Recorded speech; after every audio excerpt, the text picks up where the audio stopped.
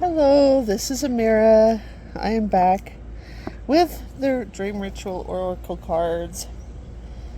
We are at a waning moon right now. I've gone ahead and divided the cards so that I've only got the waning ones to choose from.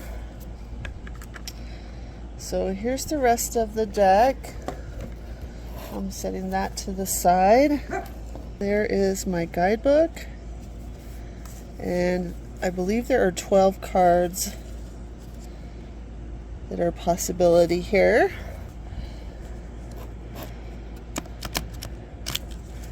Just gonna shuffle and pull 2 cards, and then we'll go from there.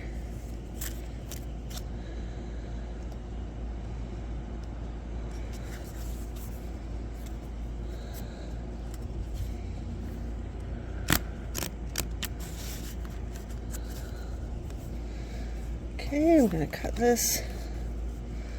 Let's go with card number 1, which is calm. Card number 2, which is surrender.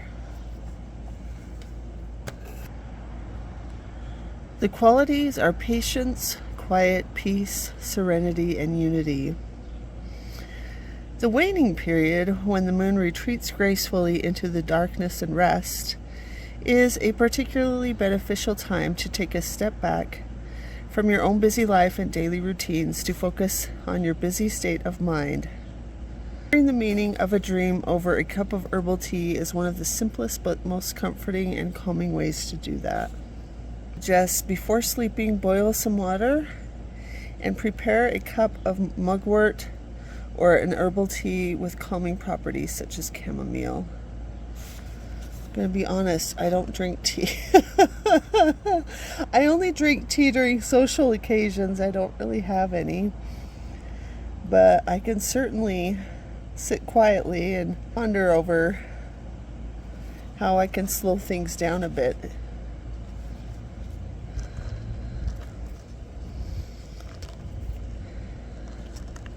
Surrender is probably the card that's calling out to me a little bit more. So let's go ahead and look at that.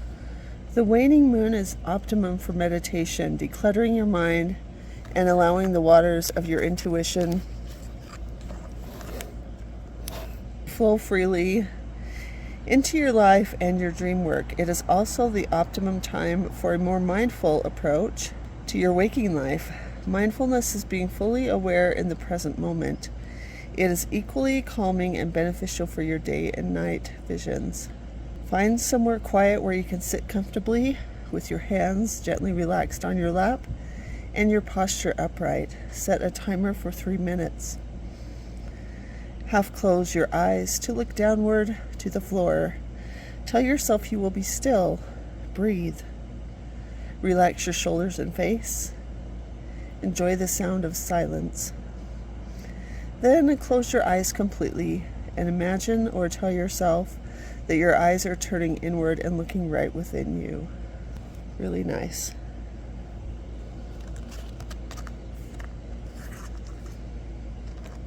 Going to do the surrender exercise tonight.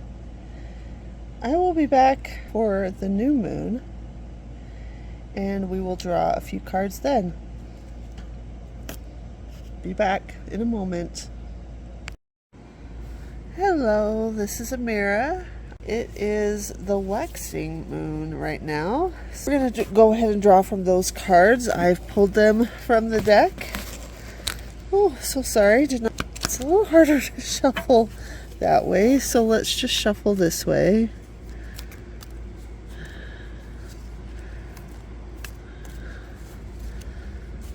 We're going to go ahead and pull 2 cards like we did last time. Okay, let's do this.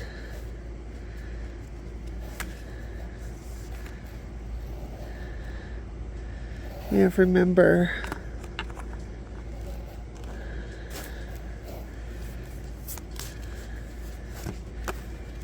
And we also have ponder.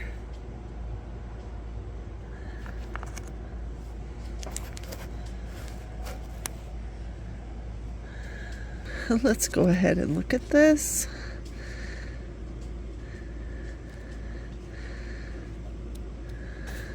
Oh dear. It's quite dark.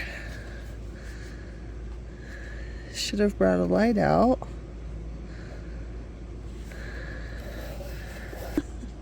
For this part, I'm so sorry. My eyes just aren't what they used to be.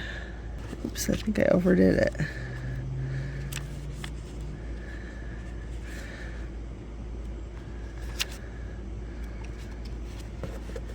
Here is Remember. I loved that Remember card when we first went through it, and I think I still do. Still really like the image of that. I'll be back in a bit for a recap. Thank you. Hello, I just wanted to share what I have been working on this morning. I am inking the edges of this oracle using this color of ink, and I think it looks really nice, but right now I'm just letting the cards dry. I don't want to use them right away because I just don't want to smear any ink anywhere that it shouldn't be, so I'm going to let it dry for a bit. I'm on a trip away with family and I've set up some cards. I thought it would be fun for everyone to have a card that they can reflect on for the full moon. So that's what I'm doing. I've just lined them up and they can choose one and read the little guidebook.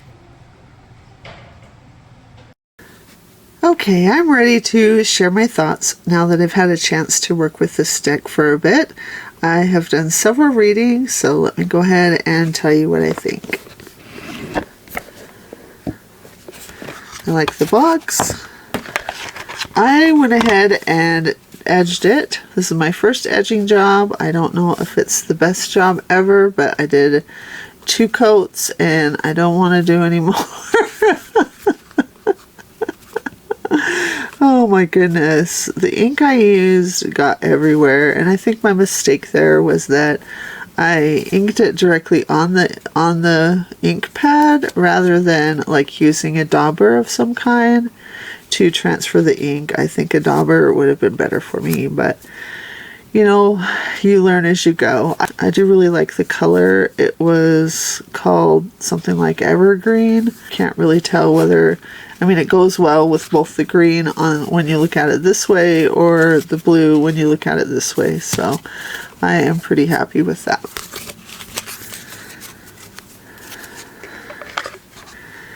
Now, as for the cards, I really like a lot of the keywords. When I did the walkthrough, I told you I was pretty excited about the verbs and such. And that is still the case. There are some keywords that just didn't work as well for me. I got the card ego a couple of times.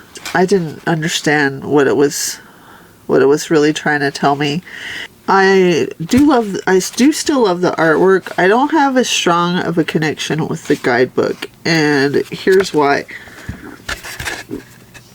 It's called Dream Ritual Oracle cards, right? So I really should have realized that it's going to be about dream rituals, but I just kind of assumed that the rituals might be like, there were going to be several ideas for what the rituals would be. Maybe the dream was something that, the dream was just the tie into the moon art.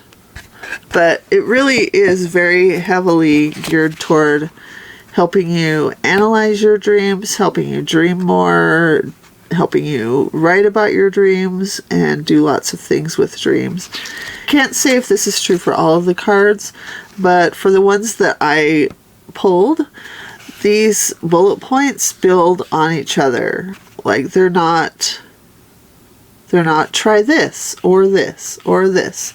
It's something that builds on each other, which is great, but right now I'm not really in a place to incorporate elaborate rituals into my life. I feel like this is something that maybe could be for me, but it's just the wrong time. I am going to keep it for now. I'm not getting rid of it. I do feel like the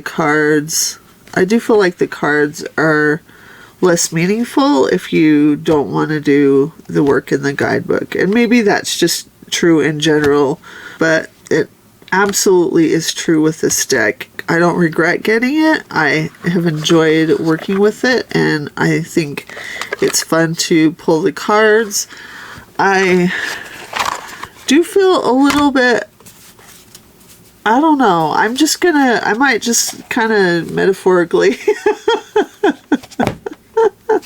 ignore the book, because I pull it out, I check and see what the moon phase is. I'm not super tuned into moon phases, so I do have to look it up every single time that I think about using it.